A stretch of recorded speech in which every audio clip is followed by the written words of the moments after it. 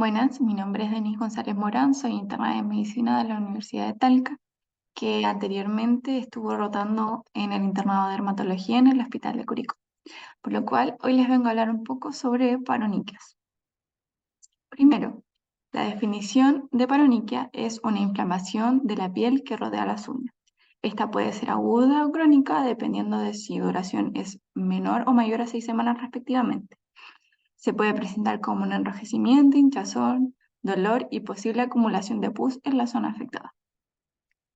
La paroniquia aguda tiene algunos factores predisponentes como son la realización de manicura, chuparse el dedo, morderse las uñas, morderse la piel circundante a la uña y esta se puede presentar tanto en las manos como en los pies. Según el factor predisponente de la persona, nos haría sospechar un poco sobre la gente que esté causándola. Por ejemplo, si se presenta un traumatismo que altera la barrera del pliegue unguial, nos haría sospechar un poco sobre la gente Staphylococcus aureus o Streptococcus pyogenes. Si estuvo en contacto con flora bucal, hay algunas bacterias aeróbicas, tanto anaeróbicas, de las cuales sospechar. Si usa algunos fármacos, como el caso de inhibidor del receptor del factor de crecimiento epidérmico, algunas quimioterapias, retinoides sistémicos y algunos antirretrovirales. Además, esta puede presentarse como una reagudización de una paroniquia crónica, lo cual igual nos hace sospechar de agentes como la Pseudomonas aeruginosa y otras bacterias gram negativas. En la paroniquia crónica hay algunos predisponentes como el constante contacto con irritantes y alérgenos ambientales, también algunas profesiones en las cuales la persona está involucrada en un lavado de manos continuo sin necesariamente un secado de manos adecuado o una protección, y además la presencia de enfermedades inflamatorias de la piel como la dermatitis atópica y la psoriasis. La clínica. En la paroniquia se desarrolla a lo largo del borde de la uña, tanto en los pliegues unguiales proximal y o laterales, y se manifiesta en el transcurso de horas a días puede ser dolor, aumento de la temperatura, eritema e hinchazón. Suele observarse también la presencia de pus en los bordes de las uñas y en ocasiones por debajo de ellas. Con frecuencia también hay abscesos superficiales. La infección puede extenderse por el pliegue unguial proximal, incluso al pulpejo del dedo, donde ya estaríamos hablando de un panadizo. Suele afectar un dedo, pero cuando es inducida por fármacos, puede implicar más de una uña como tal. La paroniquia de la uña de los pies se asocia con mayor frecuencia con una uña encarnada o una retroniquia, que es el crecimiento de la placa unguial hacia el pliegue unguial proximal. Como diagnóstico tenemos tanto la aguda como la crónica. En la aguda primero hay que tener un antecedente de trauma o de los factores predisponentes que nombré anteriormente, además de una sintomatología asociada. En esta nos puede ayudar el Digital Press Test, que es presionar el dedo en una superficie hasta que podamos evidenciar o no la presencia de un absceso o con pus ante este. Y en la crónica tenemos que guiarnos por algunos hallazgos clínicos como la hipertrofia de la uña, la retracción del pliegue unguial proximal, pérdida de la cutícula, distrofia unguial, entre otras cosas que nos harían guiar a que esta ya se habla de una paroniquia crónica. Algún antecedente de exposición, guiándonos con la anamnesis correspondiente del paciente, y muchas veces no es necesaria una biopsia en este. Unos diagnósticos diferenciales que nombrar, que tener en cuenta, sería una onicocriptosis como tal, el síndrome de la uña verde, panadizo herpético o una onicomicosis proximal, los cuales siempre hay que tener en cuenta.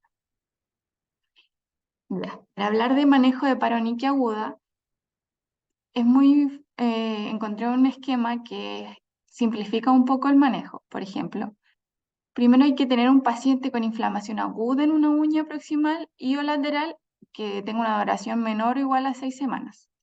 Si esto presenta un absceso, se hace una incisión y drenaje con cultivo de pus y esto se reevalúa en 7 días. Se quita el absceso y se evalúa en 7 días.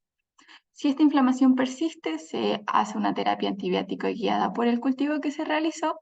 Si hay una resolución clínica, se educa al paciente sobre prevención y cuidados.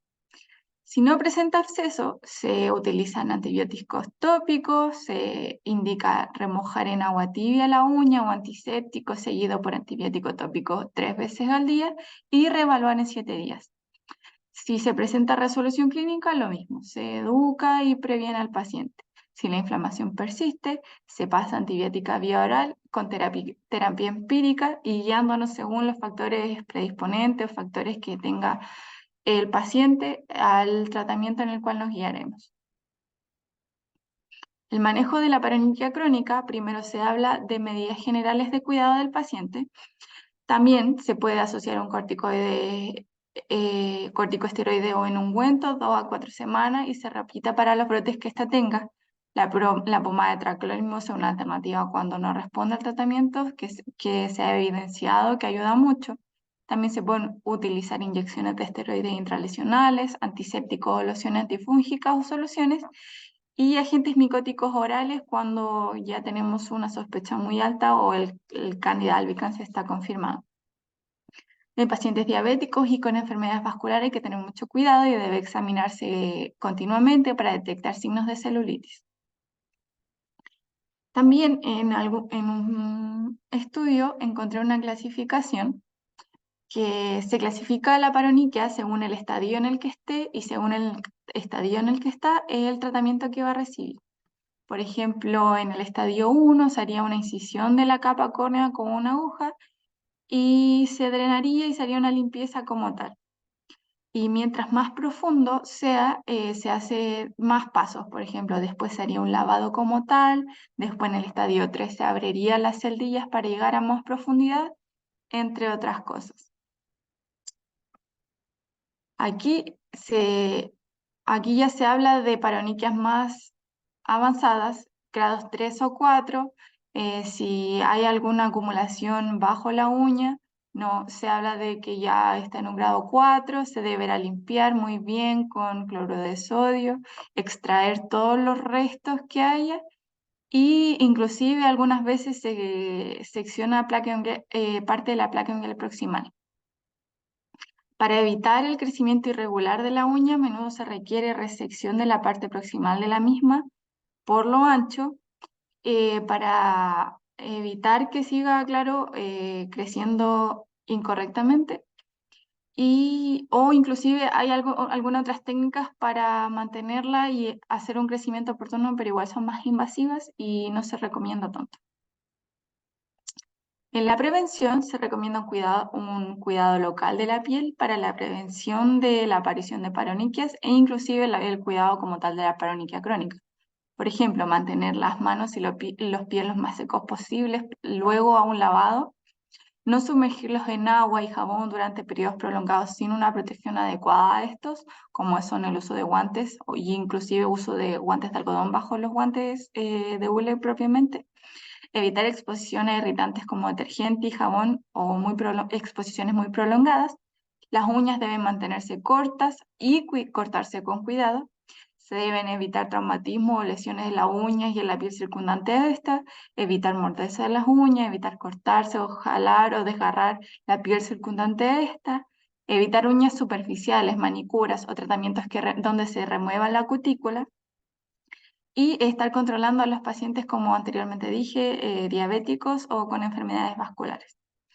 Entonces, como conclusión, hay que destacar la importancia de una anamnesis e historia clínica correcta y completa, lo cual nos podría guiar, ayudar en presencia de una paroniquia sobre el agente causal, el agente sospechoso, más sospechoso, un cuidado y una prevención correcta de este, y si ya tenemos paroniquias, para el cuidado de las paroniquias crónicas y evitar la aparición de nuevos casos, y la educación del paciente como tal para tanto el cuidado y la prevención de esta, como ya dije, y evitar así la aparición de nuevos casos. Esta es mi bibliografía y esa fue mi presentación. Muchas gracias.